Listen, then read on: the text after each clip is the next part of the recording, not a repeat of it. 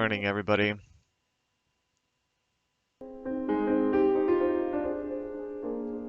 right, so we're gonna wait just a couple minutes for some people to show up in the stream. Obviously, this session will be recorded later on, so you can watch it in full after the stream is done.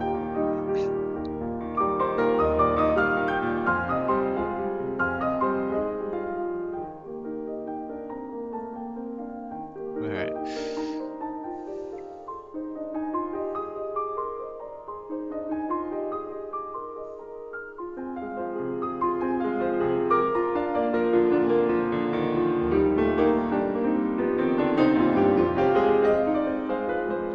So we're just playing some background music for those that are tuning in. Just background music and to wait for a couple or a few streamers, a few people to come into the stream. Today's stream is going to be probably 30 to 60 minutes. We'll go over the charts, what's going on, the markets, and make some money.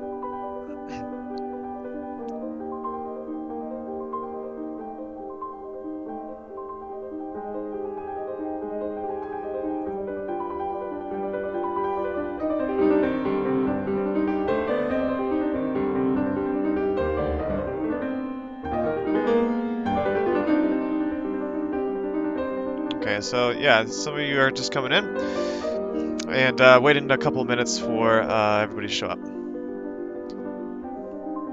Yeah, Crash Up, I'll get into that in just a second.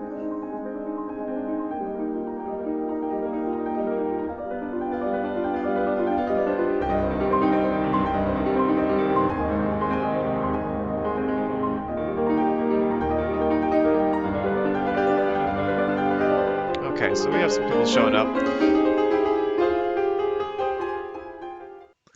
Good morning, everybody. It's 9 a.m. here on the East Coast. I'm out in Maryland. And so I recently posted on forexfactory.com to let people know about this stream is happening. And the reason for that is I thought that looking over Forex Factory, looking over the journals, I noticed that there's a lot of entries of people that are trading and wanting you to follow them. And I decided that there wasn't a lot of information that I thought was really good. And so I was going to show you that now. So if you go over the Forex Factory and you look over the trading journals there, I saw a lot of things like this. 3,000 to my dream, or 25% return monthly. And then you'll see some stuff like basically Forex, like $100 or $200 into $1 million, and you'll see people fail over and over again. So like this, for example, 50 to 22,000 in 1 week. I mean, that kind of stuff you see all the time, where people are trying to prove that they can make some obscene amount of money. This stream is not about that. The stream, as you can see here, this is my post here. Real Trader's Journal, 3 to 5% per month as a U.S. trader. The thing with that is, I say real trading because I don't find that anything over 10% per month is real, or really attainable for a long period of time. You've had some people that make a lot of money quickly, but it's very rare that they're able to keep it up, keep up that pace.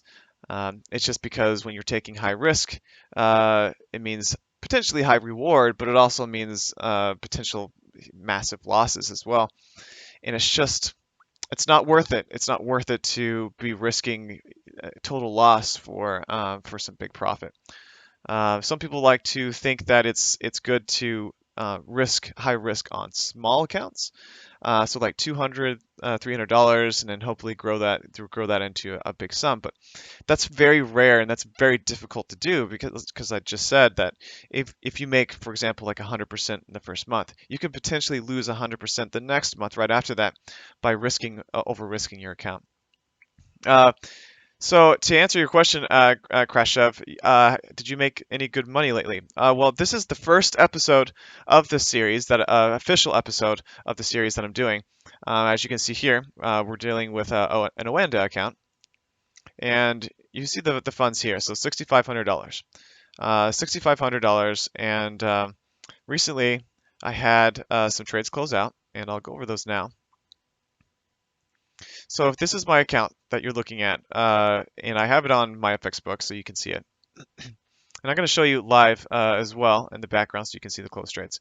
So 14.53% on the account.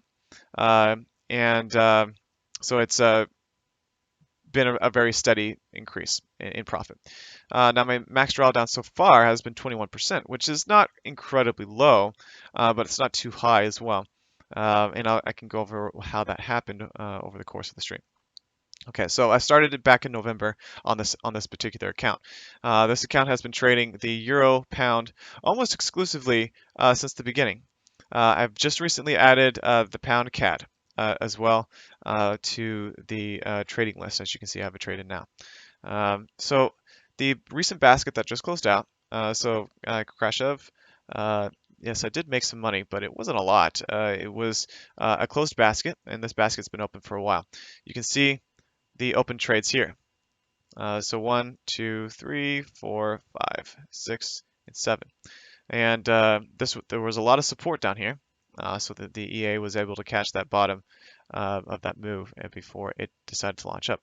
Now on the way back up, it was kind of slow. It went up, back down, and then eventually back up. And I'll talk about the price action, what we're doing, this indicator that we're at the my EA's using, and then we're also going to talk about naked trading, how to have an edge in the Forex market, what's the correct risk, just pretty much everything that you should know about trading. And we're going to also talk about discretion. And there's going to be a complete transparency in this stream. I see that there's a lot of streamers out there or forex traders that claim to be professional that say, "Oh, I'm taking a trade here, I'm taking a trade there," but they never really talk about or explain why they're making the decisions that they are or placing a trade. I mean, I was watching a stream once with a so-called professional trader, and I asked him, "Why did you take this position? Why did you take profit here? What was your reasoning behind it?" And I just don't feel like he was able to explain the reason why he took it very well. Instead of thinking, I thought this was a great place to enter the market, short or long, and that was my reasoning. That's not a good enough reason. You have to have reason uh, for every decision that you make in your trades. Yeah, some don't work out, but you have to have some kind of backing in order to trust what you're doing to make profit in the market. So, um, so what are we looking at right now? Oh yeah, Krashev, 118 bucks. You can't even pay one bill with that. Okay, Krashev. Yeah, that's good. That's good. I like the feedback. It's very true. I mean, $118 on the account. It's nothing really to go home about. But the thing is that I just deposited. This account was only $1,000, and I just redeposited 5,500 on this account. Okay. So that's why it's only reading $118 on the account. But the thing is what you should be looking at, Krashev, is the 14.53% on the account, and you should be looking also at the previous month of January, which was 4.56%. This month is just 2%. December 5.22, and in November 2.6. So you should be looking at the percents, not necessarily the actual dollars in profit, because not everybody trades full time. Right now, I am trading part time. I'm a musician on the side. I tour the road, but I also can trade at the same time. Now, my goal is to eventually get to the point where I have a large enough account to really make those pay those bills. But it's going to take a while because as a quotations real forex trader, you need about $50,000 or so, maybe 30, to really start paying the bills from the profits. Anywhere from 3 to 5% per month is what I think is attainable in trading on a consistent basis. So 3 to 5% is a more conservative goal to an approach to the market. So you are not pushing your account too hard, and you're also not stressing out, and causing unnecessary stress can cause unnecessary losses. Okay, so yeah, not a huge profit, but what we're looking at is the gains here, because if this was a $100,000 account, you see that that was a 10,000, almost $500 profit with the 14% since November, which is something to write home about. So it just depends on your account size. So we're not going to get too much into the account size because we're talking about how to trade the market in a profitable way and how to get an edge there. Uh, like I was mentioning before, on Forex Factory, we have a bunch of trading journals, but a lot of times these guys or the authors of these threads don't go into detail of how they're trading. And a lot of times it's pigeonholing or just certain snippets of the market that they're taking pictures of. And so I want to have um, to show you everything, the whole picture, instead of just one little snippet, so you can get an idea of how to really trade the Forex market and what it looks like as a whole. All right, so how do I trade the market? Now, that's something that my users have, or my viewers have talked about before, um, or I've talked with them before in my streams. And so since this is officially the first episode, I'll go over how I trade the market, how I approach a little bit about my history, how I got into trading, and what losses that have happened as well, because I think it's important for you to understand that I'm a real trader in that way that I do have losses as well. And so those need to be talked about in an honest way because uh, they need to be accepted. And if we can't accept them personally by telling people about them, then I don't feel like that really shows us as a real trader, somebody that's honest. All right. So do you, Krashev? So you don't have money for bigger deposit. You are a couch trader. Uh, Krashev. I right now I'm trading with just 6,500. Um, and honestly, that's all I really care to put into the account right now. And honestly, that's really all I can afford at this moment. Um, and uh, And that's okay. I don't think that's a problem. Just because a trader doesn't have a large account doesn't mean that they can't trade well or that they shouldn't be taken seriously.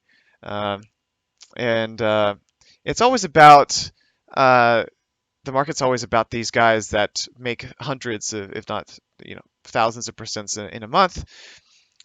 That's just not that impressive to me. Because technically, if I wanted to risk high, I could probably make 100 to 200% per month. But that doesn't interest me because that's not something that's long in long term attainable. Um, and I just don't think that's how the market should be approached. Uh, that might change. Where I trade a larger account. I have traded large accounts in the past. So, Krashev, if you're wondering about what I have done, and I get into a little bit of the history of what I have achieved as a trader right now.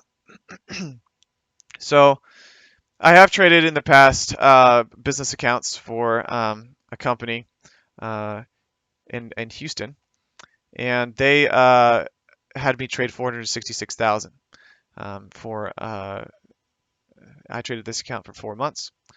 I did get a 47,922% profit, which was 44%. The account wasn't always the size of 466. It actually started at 10, and they gradually added more. This was a business account. And I scalped on this account, so the profits each month were pretty high. Uh, so that was one account and that I traded. Now the next one that I was trading at the same time was my personal account, and this one I traded at Forex Broker Inc., which, as you guys know, is not accepting U.S. clients anymore. And it was titled 10 to 20% per month. I did receive a 93% profit before withdrawing my funds, as you can see here. Now, my profits were pretty good each month, and it was pretty consistent.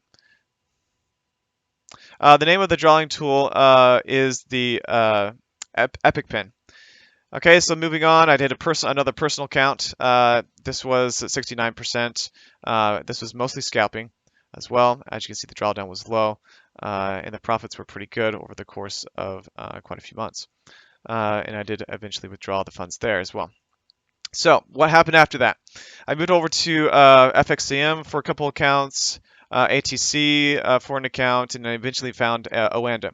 Now over the election, so back in November, I had a pretty substantial loss. I was trading at forexsignals.com and I was using a scalping robot, and I left it on during the election, and it's supposed to be that scalping robot that I created is only supposed to be used during non-news events.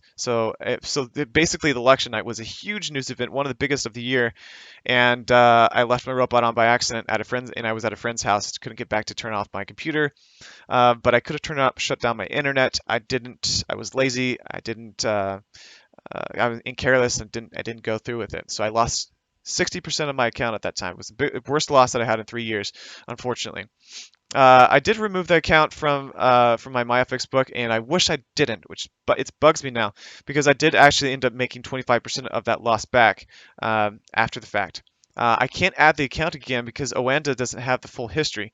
Now you can see this is my account, and the farthest back it goes is 11/17. The thing is that it actually goes further back than that. I opened the account in 2016, but it was I think it was about back in August. For some reason, OANDA doesn't show my history, and I can't get it to show, and so therefore I can't put the account back up on my FX book because it doesn't have the full history. So it's just a problem, unfortunately. So that's why I'm telling you. I'm telling you for full transparency, so you understand that I'm an honest trader. This is an honest video blog, and I'm here to show you how what the reality is. All right, so Krashev, you were consistent, but still Nick kicked you off Forex Signals because of small profits. No, or question mark, small profits question mark. I actually left Forex Signals as a streamer there. I decided that the pressure was too much. I needed to clear my mind from all the stress from the community there. Uh, and I left. I stopped trading the accounts that I was because of the loss, for one. Having a 60% loss would cause people to likely leave you. And then after that, I realized that I was under pressure and couldn't handle it as well. And it was causing me to be careless and make drastic decisions. So I left there. And so now that's why I've come back to just being, just being a personal trader, trading my own account. And in the future, I think I can be better prepared for something like that. But I still do enjoy doing streams and showing people how I approach the market, how I trade, and so on and so forth. No,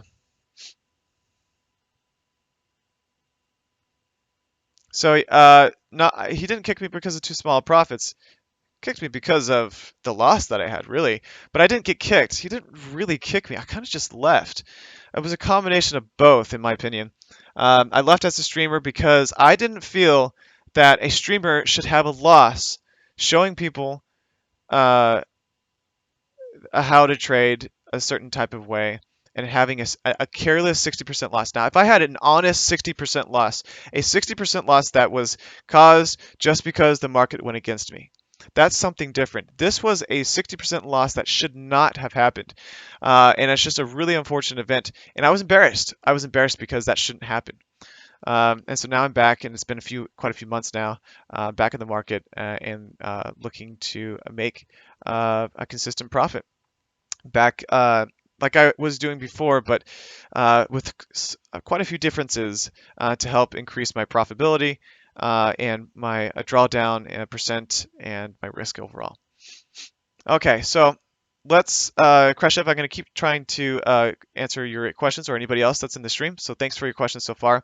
I'll answer in the best way I can. And if it's somebody that's trolling, I'll still try to answer them as well in the best way I can without getting irritated or offended. So let's get into the market. Let's tell you how I trade for those of you that are watching for the first time, so you can get a better idea of how to get an edge, at least how my edge is done. I trade the Euro Pound and the Pound CAD.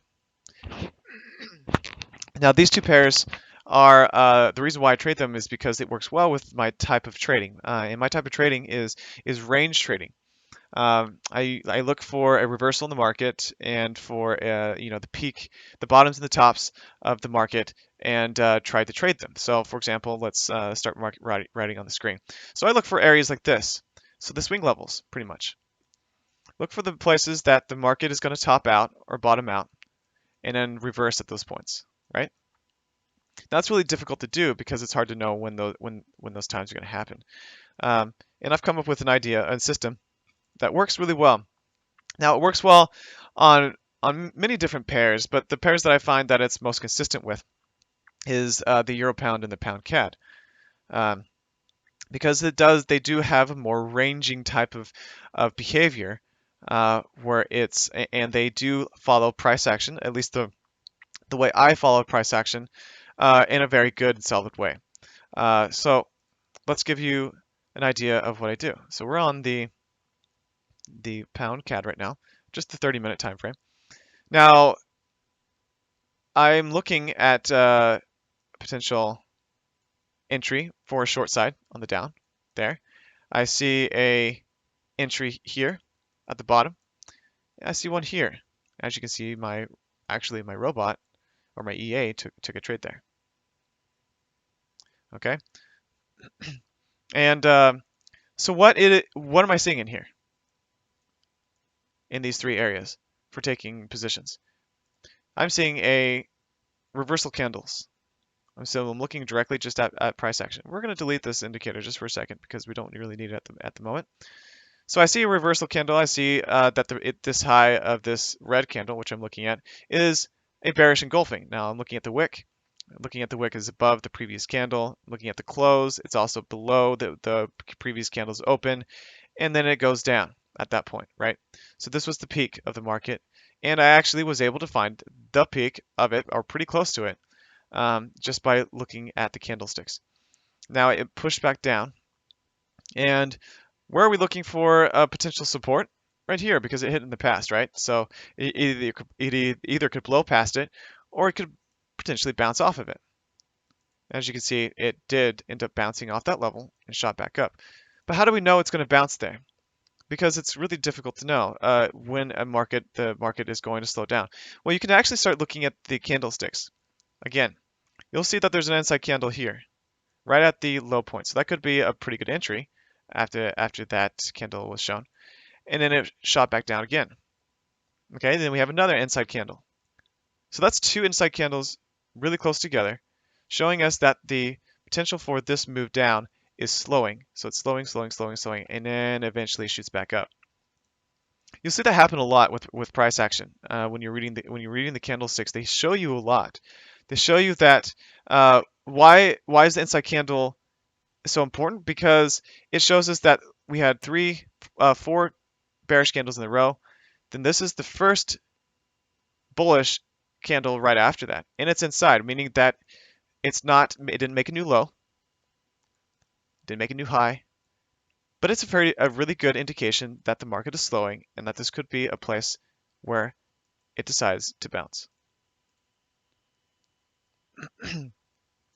So yes, Drabata, that's why I guess what I'm going to call you. So if he's looking at the pound right now, he's saying the pound is weak, and I mean it's really, at the moment you could say that it's been weak for a really long time, and it actually has had some recovery in the past while, and then it's been kind of in this ranging zone. So if we're going to start to read this ranging zone, we can pick out the swing levels, right? They start getting really small.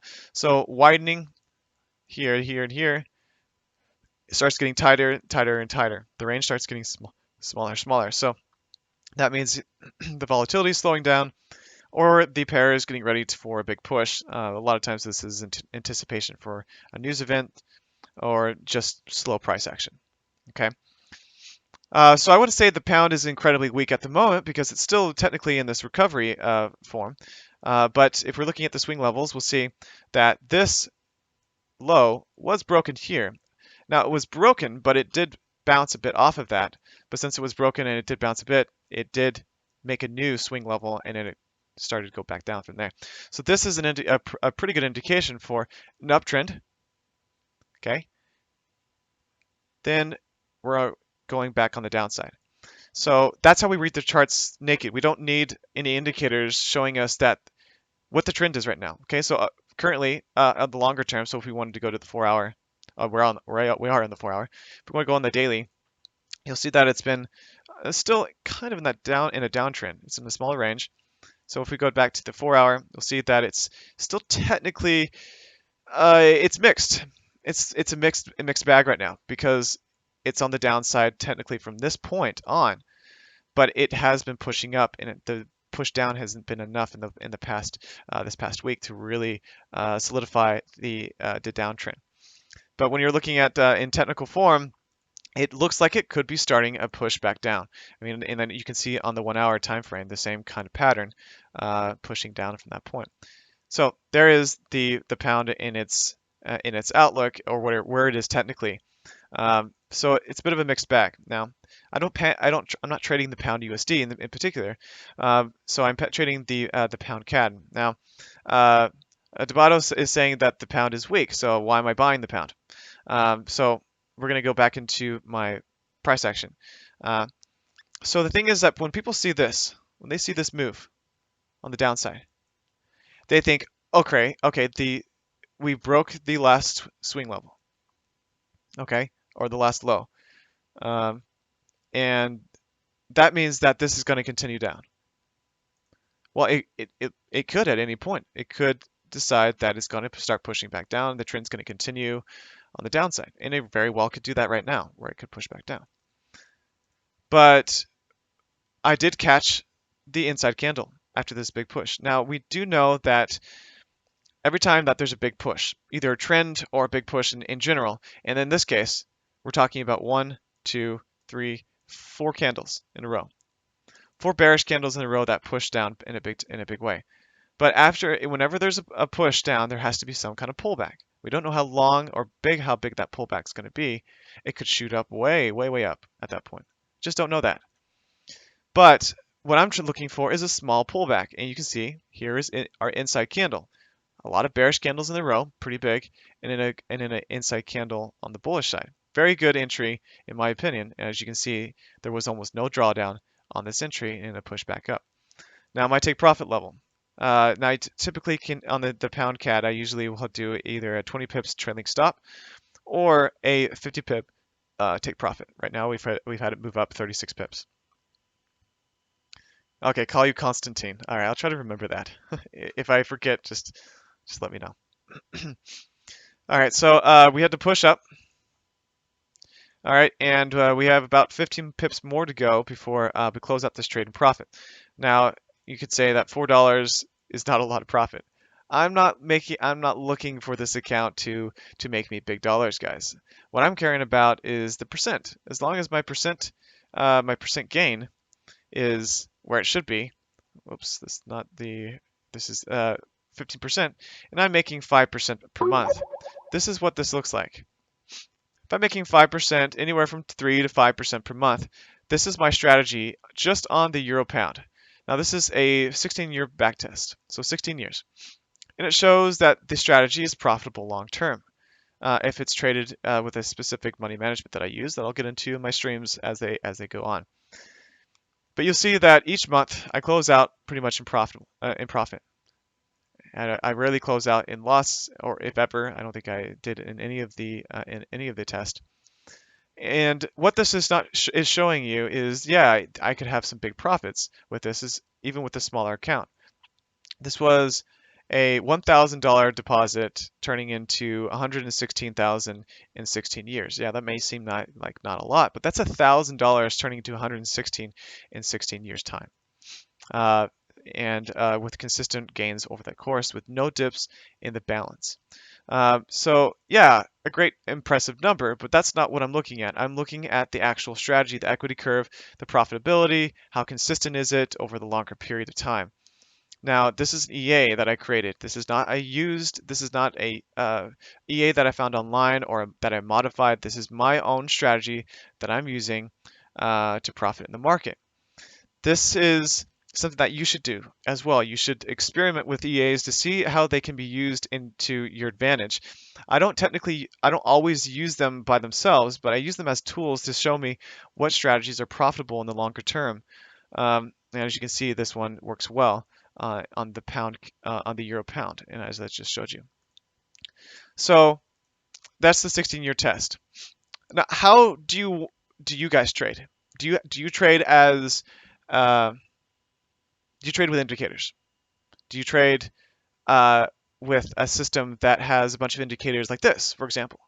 Something that has like how many indicators does this have? 1, 2, 3, 4, 5, 6, 7, 8, 9, 10, 11, 12, 13. I think there's like probably 15 or 14, maybe more uh, indicators in this system. Now the thing is that you can barely even see the price. What's it doing in here? I mean, you have arrows, indicators all over the place. You've got all these indicators showing you what may happen. But the thing is that they're all just following the price and the candlesticks and what they're doing anyway. And as you guys know, that most indicators are lagging. And so you'll likely get into a trade as it's ending or when it's pretty much done or it has already finished. That's the problem with indicators is they're lagging, and so that causes us to get into trades too late, and it causes unfortunate losses. You'll also have trading systems like this, guys, that that show you. Well, this guy is showing you a very pinpoint entries. Okay, so we buy here and sell here. I believe you can find the system for free somewhere, um, and it's just not honest because if you actually load this on the chart, you'll notice that this system one potentially repaints. That means that this arrow indicator here may actually disappear, and if the market goes against it, showing you a false signal. Or it's he's cherry picking the trades, which he's showing you the best entries of it. Okay, so the market did bounce from that point, and it did shoot up from here. But what happens the rest of the time? Because all we have is just a short snippet of what the system is, and we don't know what it is, how it trades in the longer term. Now, don't be duped by that. That's what I'm here to try to give you some knowledge on. Is a lot of these systems will be profitable for a short period of time or in specific market conditions, but they don't show you how the profit will be in the longer term. You guys need to do more testing on your strategies to see how they are and how they work in the longer term, because you have to know how to profit in those times that they're going through rough patch. If it's a trending system and you are not, if it's a trending system and the market's not trending, then how do you get through that stage of market, or that losing period, uh, and without losing your entire account or a large portion of it? And so that's what you need to do to try to find out when the market is trending, how your system approaches it, and how it works, so you can better battle those times that it's not as profitable. Because what you guys do, or what a lot of traders do, and I see this on Forex Factory all the time, is they bounce from system to system. They bounce from system to system because they see that it's profitable for a small amount of time, 1 or 2 months, maybe less, and then it has a big losing period where it's ranging and it's showing you a ranging market and it's a trending system and you're losing tons of money just by short small losses in 10, 20 of them in a row. So is it better to not try to find out a way not to trade during that time? How do we do that? Is it better to find a system that that trades a ranging market during those periods? How do we know when the market's doing what it's doing? We don't, honestly. It's hard to know when the market is going to start ranging for a long period of time. We can see after the fact that it's ranged for a specific period of time, but we don't know how long that's going to happen and when that's going to happen. We don't know how long it's going to trend for, and how big those trends will be. You'll see people saying, "Oh, guys, I'm amazing. I entered the market right here, and I'm still in it. I'm a professional because I knew exactly where it was going to reverse." No, that person doesn't know that. He or she has no idea that the market was going to reverse here. They got lucky, and every trade is going to be lucky in some form or fashion.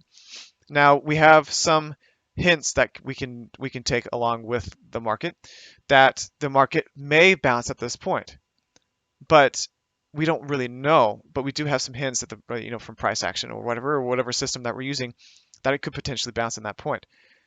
But all in all, it's still a lucky guess. There's still some luck in trading, and but sometimes we can get them right. And it's about, at this point, that trader had an entry there. It's how long do they hold on to it for? When is it safe? Because it could go up and go up and go up, and then it bounces back down, goes back to the starting point. They close out at a break even, and they lost out on all this profit. That's the unfortunate thing that I see so many times, is that people can find good entries, but their exits are awful because they don't understand when to close out.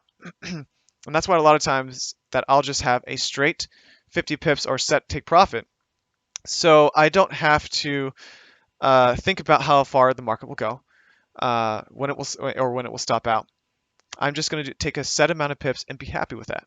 You need to be happy with what the market gives you in your trades, because if you're not, then where do you go from there? You're just going to be sulking about how you missed out on this many pips, or your entry wasn't as good.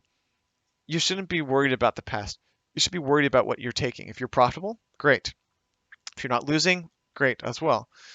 But you need to do more research on the systems that you're using. A lot of systems, custom systems that are for MetaTrader 4, don't allow you to backtest very well. That's another reason why I moved to make naked trading, is because I can test the patterns of the market that have happened over the long period of time, and I can do that by using the strategy tester, which I'll get into in just a little bit. Okay, so we have some questions moving in. I use a point. I'm not sure how to pronounce that indicator. I do know that Ichimoku. It's a Japanese indicator that it's good for showing good for showing larger moves, and it actually is a pretty good indicator that I know a lot of people use. I've looked into it as well. I don't find it. I still find it. Every indicator has weaknesses.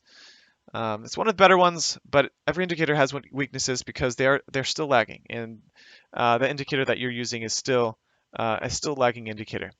And for support and resistance view, yeah, it's a lot. I know a lot of people use it for trends. They also use it for support and resistance. They also use it for confirmation of the trend as well.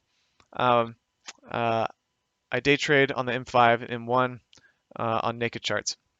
Day trade on the M5 and M1. So that's good, and I agree with that. The thing is on the M1 and M5, that's difficult for me to trade on with naked, because the candlesticks don't make as much sense on the lower time frames, especially if you're looking for specific patterns in those candlesticks.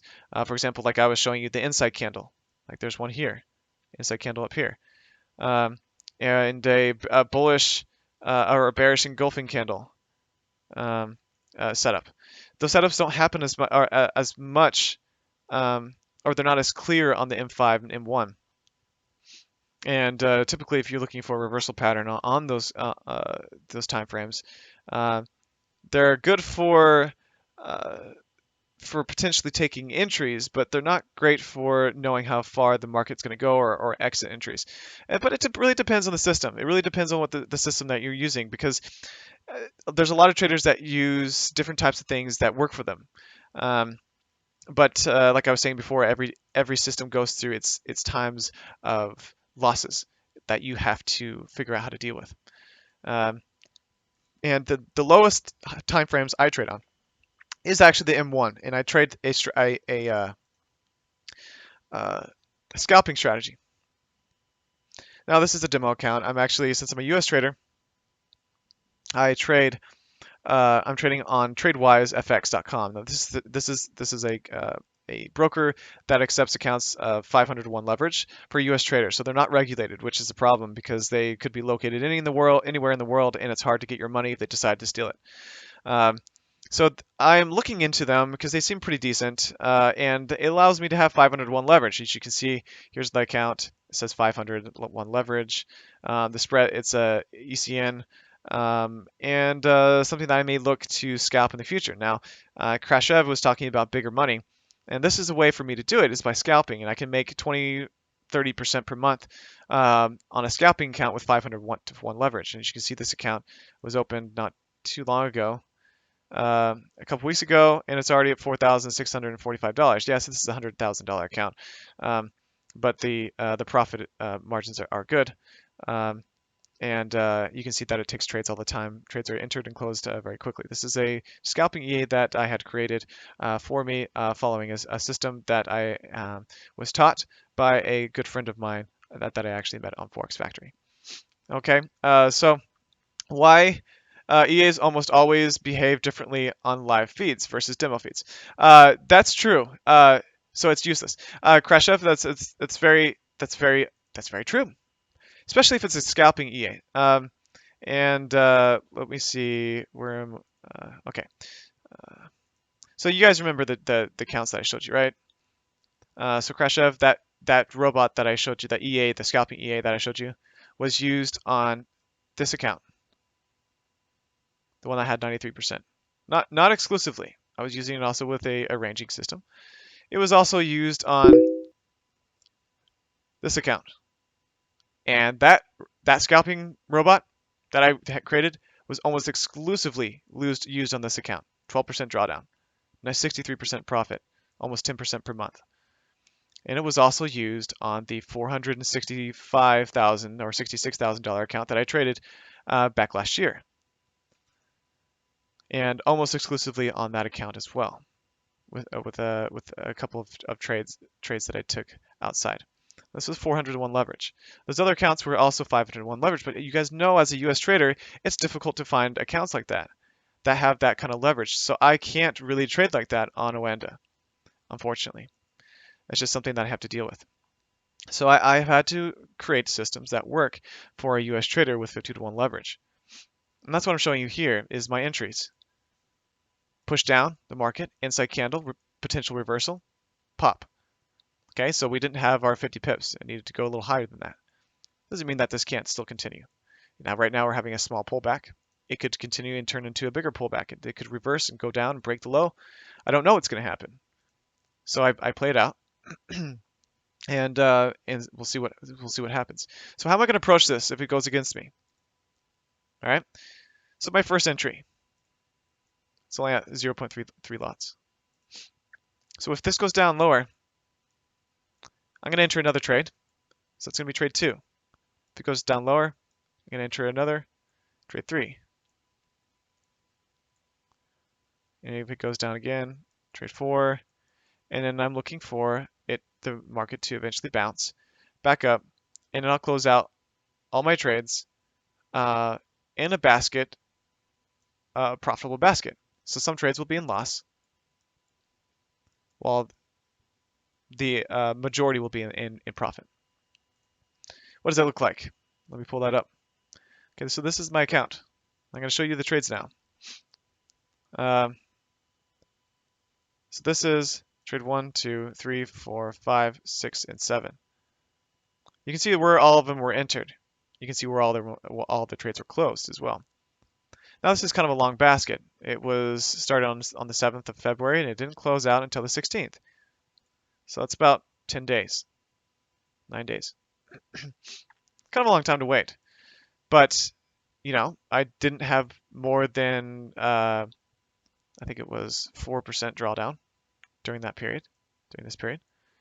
And I came out with a profit of 0.71%. 4% drawdown for 0.071% profit. To me, that's a pretty good trade-off. Now, sometimes we'll have more large drawdowns. Now, the 21% that you saw on my account, was actually done back here.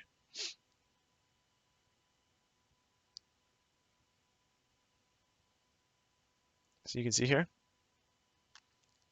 Now this was actually a pretty big there was also a gap there too. A pretty big basket of trades over the span of a couple weeks time, and it was about 280, almost 300 pips from the bottom of the basket to the top, and eventually I did come out in profit. But that's how I played it. I went on a grid, so each trade is on a 20 pip grid. Why do I do that? I'm going to get into that right now. For why I'm basket trading on a grid system, and then you have the trades up here, and on a 20 pip grid system for that matter. Well, the thing is, guys, is that my reversal, my entry candle, which you saw, is an inside candle. I'm actually going to go to that point in the market now, so we can talk about it. Okay, so my entry was okay.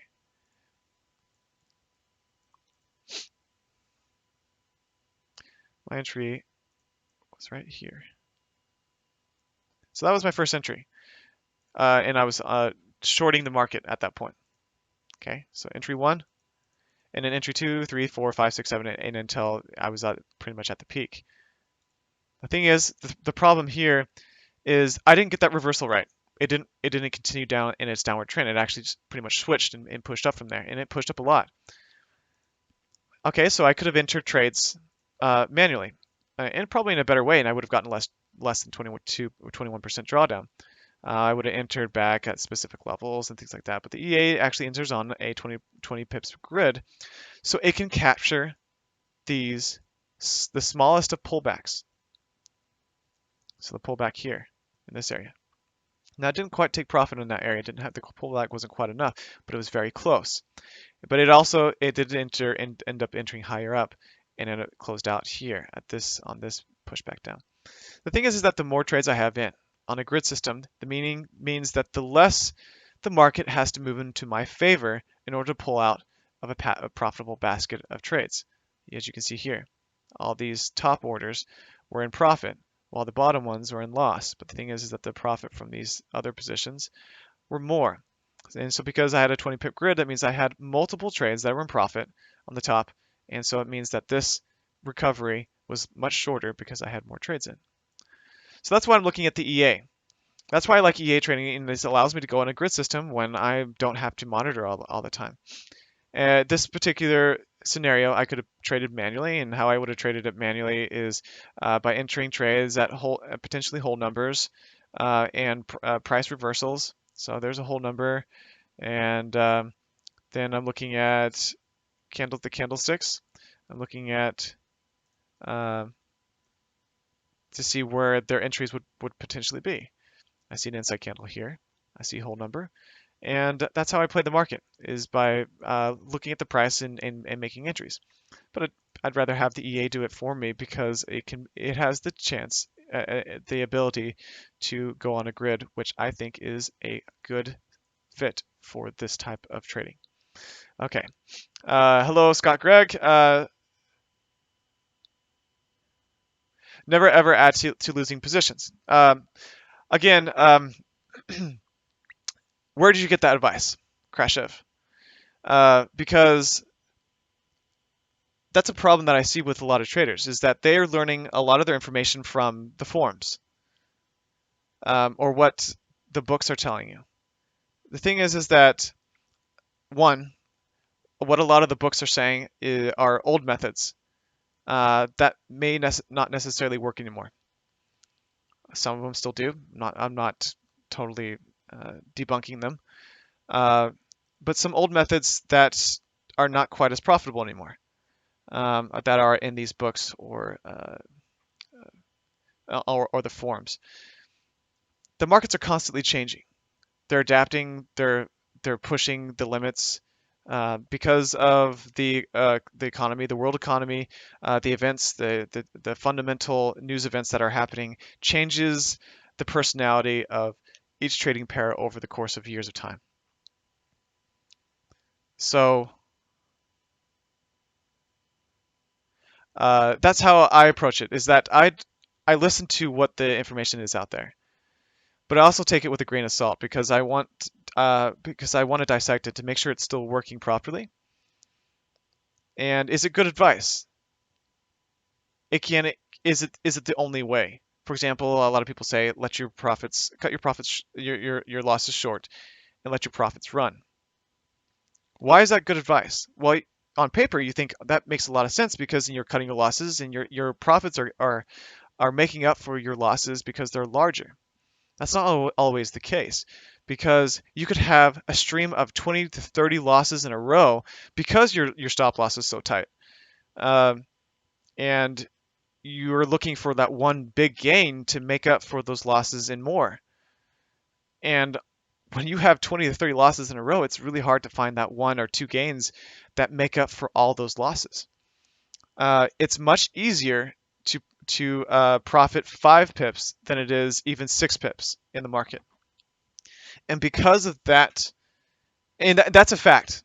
That is a fact. That is easier to gain 5 pips than it is 6 pips, just because of the nature of how the market works.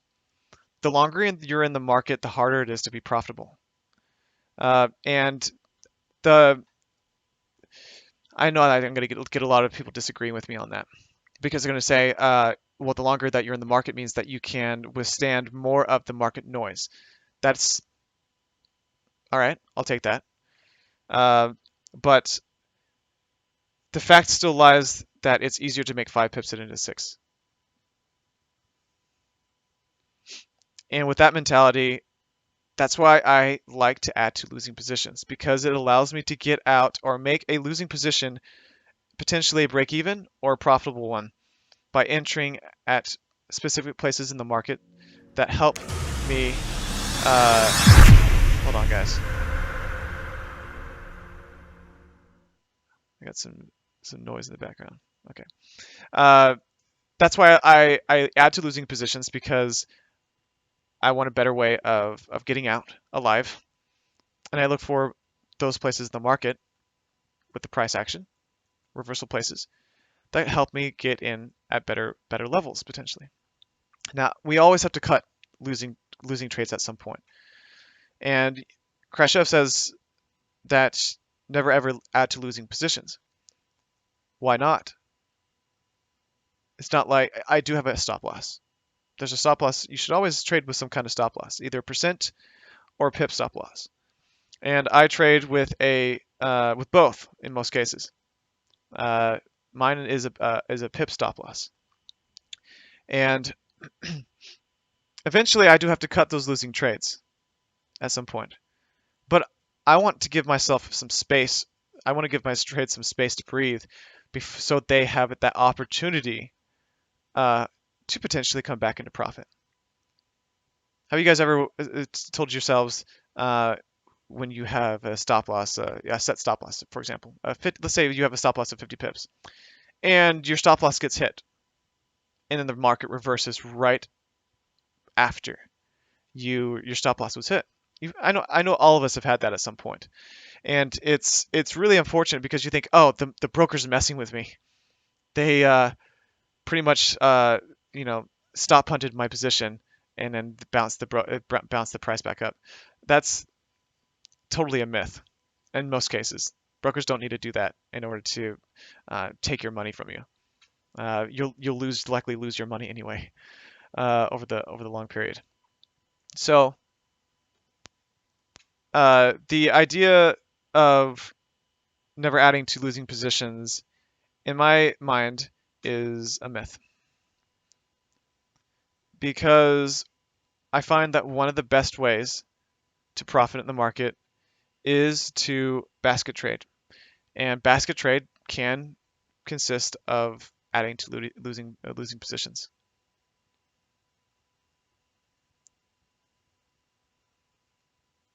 Okay, so it looks like there's a bit of a debate going on here. Hold on, guys. I'm going to see what's many techniques manage different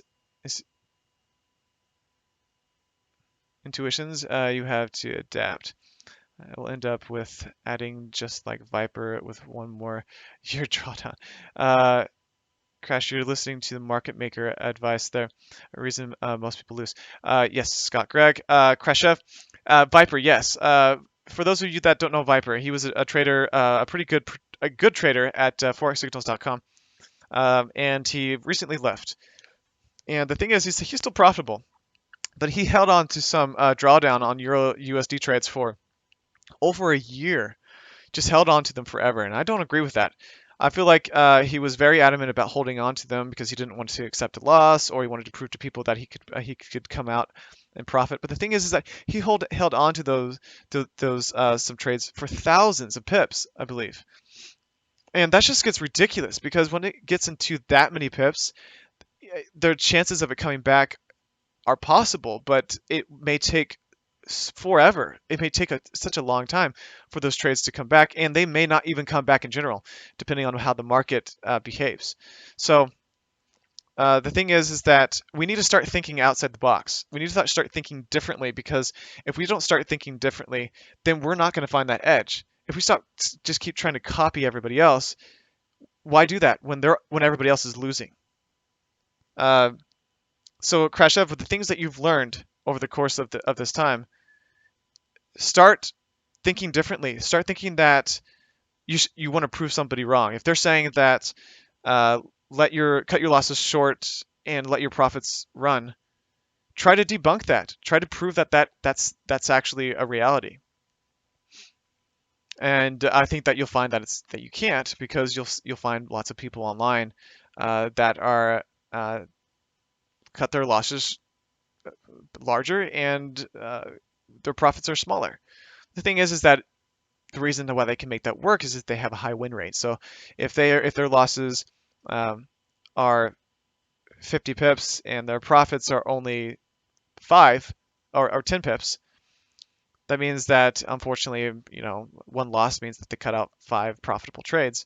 But the thing is that if they're winning 90% of the time, then that's a profitable system, right? Very much profitable.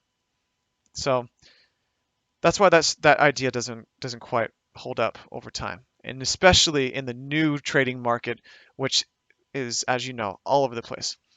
So let's talk about how to approach in the correct way. That includes money management, and we only have 3 minutes left of this stream. I only want to keep it at about 60 minutes for each one. And we'll get more into details on how I trade. And for those of you that are watching maybe at Forex Factory, and Forex Factory itself, I'm not advertising anything. I'm not advertising training, selling my robot. This is all just for education. To get a discussion going, let's talk about what Krashev has been mentioning about the standard Forex knowledge, about what you're supposed to do and what you're not supposed to do. And let's talk about why that's the case. The thing that we need to do in trading is talk about why we do the things that we do. Not just blindly doing them because that's what somebody told me to do. Or that's what is the ethical way of trading. We need to start thinking for ourselves and dissecting what we're doing, and not hide from the fact that our system may not work for the long term. And so we need to do the necessary work to find out if it will work for a longer period of time, how long our system holds up. And if you're not able to put that work into it, then I'm not sure how serious you are about trading. You need to reevaluate how serious you are and how much work you want to put into backtesting, creating an EA for your strategy to see how it works, not necessarily to see if the EA will actually be able to trade your strategy by itself, but seeing how that strategy holds up so you can get answers to some of your questions regarding that strategy. What's the best profit that you should be taking for the strategy? What's the stop loss cutoff? And you'll see that right now I'm using my strategy with a certain risk, and this is from a strategy test from 2010 to current date, or close to the current date, 2017. And you'll see that this is my equity curve or balance curve. You'll see that it's straight up. You can see also that I have a 500. I do have a stop loss, and it is, there it is. Stop loss, 500 pips. Now 500 pips is a lot, but I feel like that is the cutoff. That means that I need to start accepting some losses. As you can see, I don't think that I had any losses in this time frame, but you'll see that once I go back past 2010, that there were some losses, but it was able to recover over the longer period of time. Okay, and you'll see that the drawdown as 37%, not bad, not bad. Profit was 17,000 over a 7-year period on a $6,000 account. Okay, so I'm going to answer some questions before we end here, and let's see what people are saying.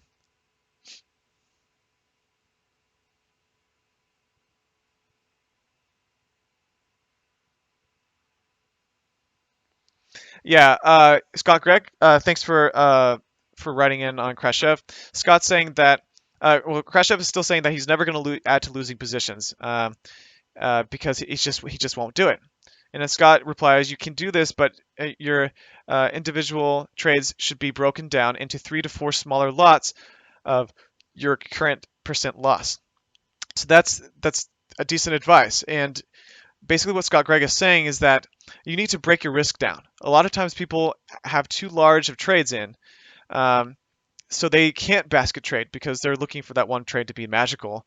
And we don't always know that the market's going to behave the way we want it to by reversing or going up or going down to give us profit. So that's why we need second, third, maybe fourth chances in order to get that move right, because our entries are not always correct. So yes, thank you, Scott, for doing that. Uh, Scott Gregg, okay, splitting like this is another story. You can give you better averaged entry. See, that's what I was just talking about. And that's the thing, is that a lot of people think that, oh, okay, well, I basket trade, but I only do it adding to a profitable position. You can do that, but it's also more risky because you risk losing out on the profit that you made with the first position by hoping that the market's going to continue in your intended direction. And that's why I don't add to winning positions in that way.